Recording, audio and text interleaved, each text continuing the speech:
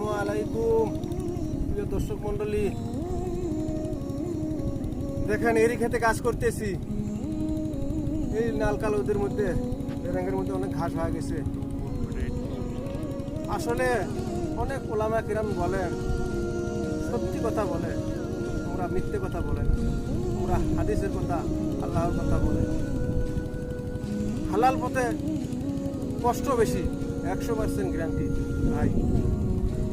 আমরা সবাই হালাল পথে চলবো ইনশাআল্লাহ। হালাল খেয়ে আল্লাহর কাছে দোয়া করলে আল্লাহ তাআলা কবুল করে। আল্লাহ পবিত্র, আল্লাহ হারামও পছন্দ করে না। হারাম খেয়ে দোয়া করলে আল্লাহ তাআলা বলে কবুল করে। এই জন্য ভাই আমরা সবাই হালাল পথে চলবো ইনশাআল্লাহ। আর ভিডিওটা সবাই শেয়ার করে দেবেন ইনশাআল্লাহ।